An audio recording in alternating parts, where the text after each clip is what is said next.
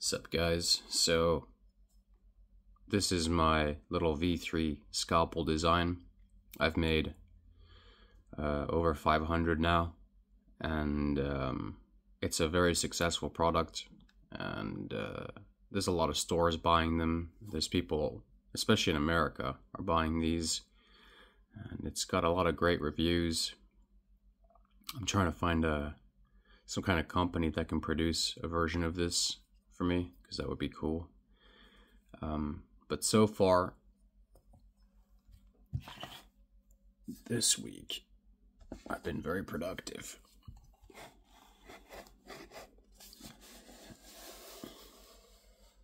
And in here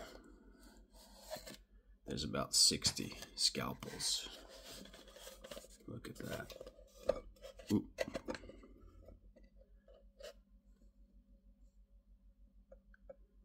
There's a lot of scalpels in here. So it's more than halfway full of scalpels. And I got another 20 here that I'll be working on. I want to do about 100 before I start doing the sheaths, because I just want to have a nice fat bulk of them. And yeah.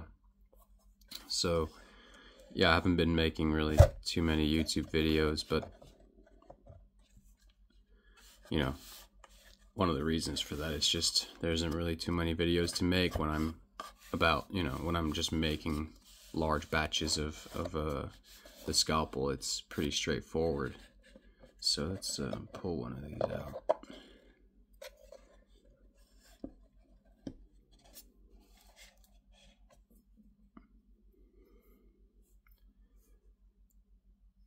A little bit of grease on there. Yeah, so that's what they look like brand new. Got a nice polished spine. It's got grease here as well. Got a very clean grind. Tiny, tiny, tiny micro bevel.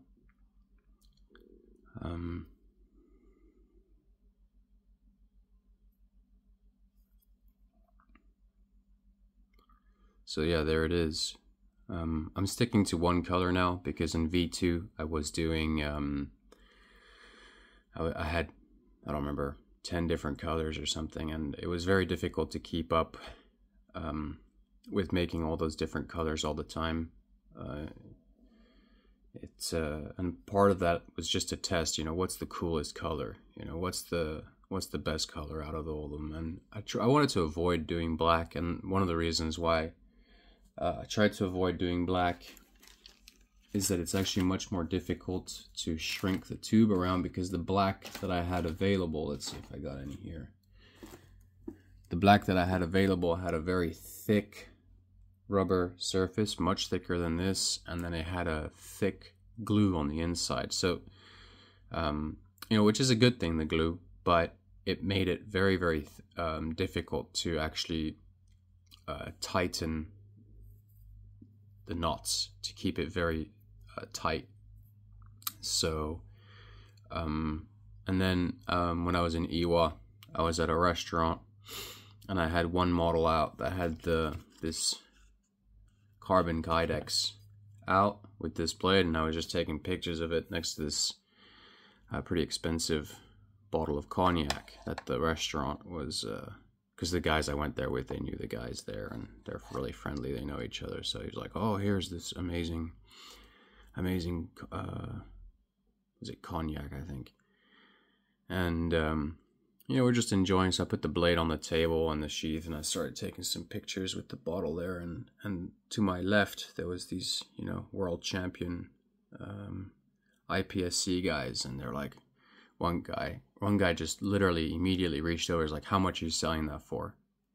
Name a price. So I sold it to him there, and basically got my dinner values back. And I realized, that's probably the coolest one there is there. This combination, this kydex with the brown underneath, it's a very sophisticated look, right? It's very classy. It's, cigar room friendly.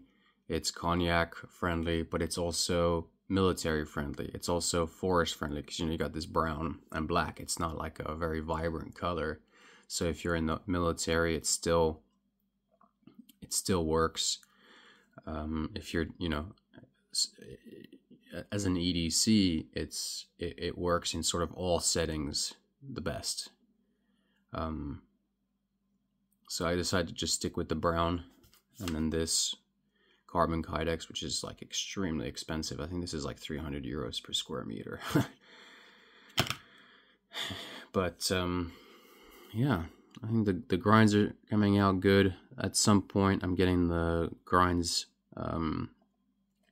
what's it called, outsourced, so I won't be doing the grinds myself. It's gonna be a company doing it, and I trust them. I can't name the company here, but it's a pretty big one. It's a pretty well-known one. So, and then I have ideas for a plastic injection molded version of the knife. So it's going to have a plastic injection molded handle and a plastic injection molded sheath, and then all the stages of production will be outsourced. The only thing I'll be doing myself, I think, is going to be the polishing the spine. I might not even be able to do that. We'll have to see. But with that plastic injection molded version, I'd like to have, if it's a hard plastic, we'll have the tang go, just like a Mora, we'll have the tang go somewhere up to here. And then I'm going to have a little line, groove that goes around the handle right in front of the tang, like right behind it. That tells you that if you want to shorten the handle, you can cut it anywhere you want beyond that point, and it won't cut into the tang. So if you want to have a shorter handle, you can do that, right? So if you just want like a small 3-finger blade, right, or you want to cut it here, you can, right, just shorten the blade. You can't do that with these because it's hardened steel all the way through. But just a thought, and it's going to be fun to get that ball rolling, because the idea is with the Mora version, the plastic injection molded, stainless steel, whatever, is that the volume of production goes up significantly, the price per unit goes down significantly, and I'll be able to sell it at hardware stores and stuff like that, because this is still very custom work. It's it's a huge amount of handcrafting that goes involved in making one of these. Oh, isn't that pretty? Look how clean those grinds are. Absolutely delicious.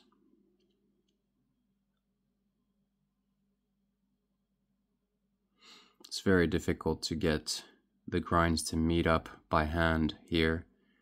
So there's a small variation from time to time, but yeah.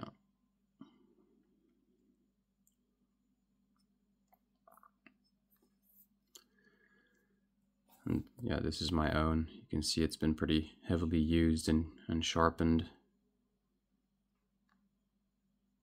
But it's not like losing color. I mean, if I were to, get a brush, a dishwashing brush with a fairy soap, I just brush it and it looks brand new. But that's it. That's all I have for you today, folks. You can order these on my website, hotmetalknives.com. And I hope you have a really nice day.